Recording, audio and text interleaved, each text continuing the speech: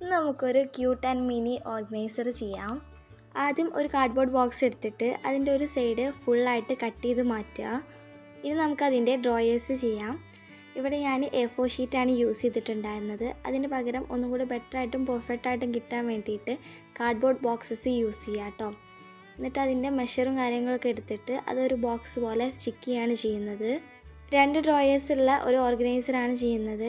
അത് രണ്ടും സെപ്പറേറ്റ് ആയിട്ട് നിൽക്കാൻ വേണ്ടിയിട്ട് അതിൻ്റെ സെൻറ്ററിലായിട്ടൊരു കാർഡ്ബോർഡ് പീസ് സ്റ്റിക്ക് ചെയ്യുന്നുണ്ട്.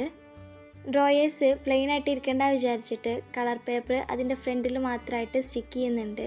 എന്നിട്ട് അതിൻ്റെ മുകളിൽ പെട്ടെന്ന് വലിക്കുമ്പോൾ കിട്ടാൻ വേണ്ടിയിട്ട് ഇതുപോലെ കട്ട് ചെയ്യുന്നുണ്ട് കേട്ടോ. പിന്നെ കുറച്ച് സ്റ്റിക്കേഴ്സും കൂടെ ആഡ് ചെയ്തിട്ടുണ്ടായിരുന്നു. മിനി ഓർഗനൈസർ ആയതുകൊണ്ട് തന്നെ അതിൽ ഞാൻ എൻ്റെ കയ്യിലുണ്ടായിരുന്ന കുറച്ച് സ്റ്റിക്കേഴ്സൊക്കെയാണ് വെക്കുന്നത്.